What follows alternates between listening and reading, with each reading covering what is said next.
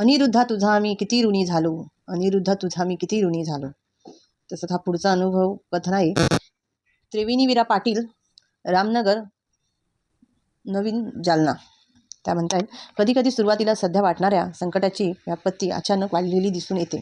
यासाठी आपण अजून मनाची तयारी केलेली नसते. पण श्रद्धावानांच्या मनात हा दृढ विश्वास असतो की संकट कुठलेही आणि कितीही मोठं असू दे, माझा बापू जगातल्या कुठल्याही संकटापेक्षा मोठाच आहे. आणि श्रद्धावानांना असा वेळेस मानवी प्रयासांबरोबर सद्गुरू बापूंवर भार सोडून मोकळं होतात.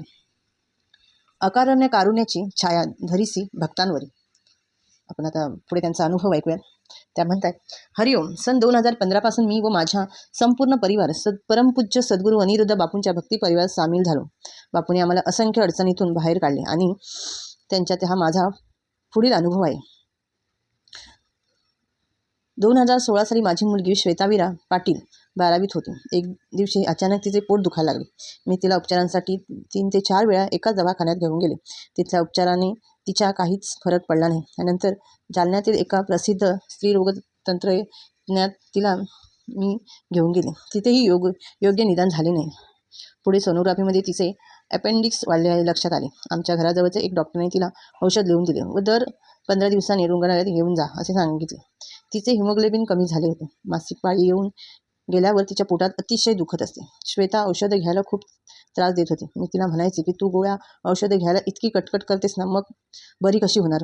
मग ती औषधं घ्यायची, पण जरा बरे वाटले की औषधं बंद करायची. एक दिवशी श्वेता कॉलेजमधून घरी आली आणि त्या दिवशी तिने डब्बाही खाल्ला नव्हता. घरी आली आणि तिने जमिनीवर लोळायला सुरुवात केली. मी विचारल्यावर म्हणाली की आई, माझ्या पोटात खूप दुखते. मग तिला जरा बोलण्यात गुंतवून मी तिला प्रश्न विचारायला सुरुवात केली.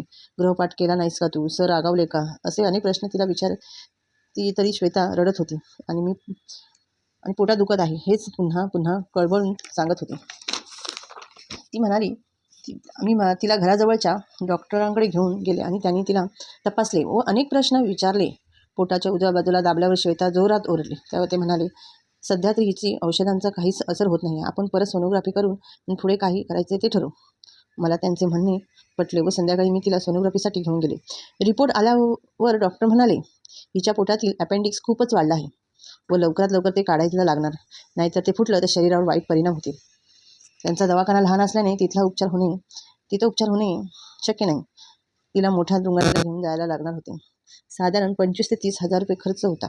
माझे पती पोलीस खात्यात असल्याने त्यांना काही सोयी होत्या, पण पैशाची सोय करावी लागणार होती. आम्ही जवळच्या मोठ्या रुग्णालयातील डॉक्टरांनी तिची फाईल दाखवली व डॉक्टरांनी पुन्हा सर्व चाचण्या करून सोनोग्राफी केली. 2 दिवसात शस्त्रक्रिया करावी लागणार. संध्याकाळी पुन्हा सोनोग्राफी करून तारीख ठरवून तसेच त्यांनी सांगितले. संध्याकाळच्या सोनोग्राफीमध्ये वेगळेच आढळले. अपेंडिक्सची वाढ होतच होती, पण त्यासोबत गर्भाशयाच्या पिशवीत काही खडे तयार झाले होते. त्यामुळे आता तर 2 शस्त्रक्रिया कराव्या लागणार होत्या. हे नवीन काहीतरी ऐकून खूप भीती वाटली. मनात अनेक प्रश्न आले. त्यात भविष्यात हिच्या मातृत्वावर काही परिणाम होणार का, असाही एक विचार येऊन गेला. मी तिच्या बाबांना हे काहीच सांगितलं नाही. दुसऱ्या दिवशी सकाळी पुन्हा डॉक्टरांना रिपोर्ट बघितले व संध्याकाळी दाखवले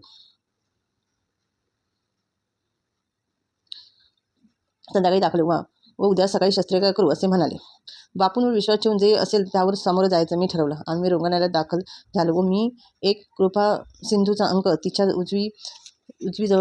उशीजवळ ठेवला आणि तिच्या जवळ बसून रात्रभर फक्त बापूंचा जप करत होते. बापूंना मनोमन म्हणतो होते, बापू अपेंडिक्स होता तोपर्यंत ठीक होतं, पण हे दुसरं वाढणारं काहीतरी समोर आले. हे तुम्हालाच निस्तरावं लागणार आहे. मला ह्यातील काही ज्ञान नाही. माझ्या मागे उभे राहण्यासाठी कोणी नाही. माझ्या मुलीचं पुढे काय होणार मी तुमच्यावर सोपवलं आहे. माझा विश्वास आहे बापू, आता माझ्या लेकराला तुम्हीच वाचवणार. मी बापूंचा तारक मंत्र बोलायला सुरुवात केली. ओम मन सामर्थ्यदाता श्री अनिरुद्धाय नमः असं म्हणत रात्रभर मी रडत होते. सकाळी 8 वाजता श्वेताला शस्त्रक्रियेसाठी घेऊन गेले, पण तेवढ्यात तिथले दिवे गेले. त्यामुळे शस्त्रक्रिया 2 तास उशिरा झाली. त्यानंतर पुढची घटनाक्रम पाहिला तर माझ्या मते असे, आयत्या वेळेला हॉस्पिटलचे दिवे जाणे ही त्या सद्गुरूंचीच लीला होती. कारण शस्त्रक्रिया झाल्यावर डॉक्टर बाहेर येऊन म्हणाले, अगदी योग्य वेळात ऑपरेशन झालं. जरा उशीर झाला असता तर कदाचित अपेंडिक्स पोटात फुटलं असतं. त्यामुळे त्याचे विष पूर्ण शरीरात पसरले असते. पण आश्चर्याची गोष्ट म्हणजे तिच्या गर्भाशयातील खडे तर पूर्ण दिसेनासे झाले. ते ऐकून कुठेच दिसले नाहीत. माझा आनंद गगनास मावेन झाला.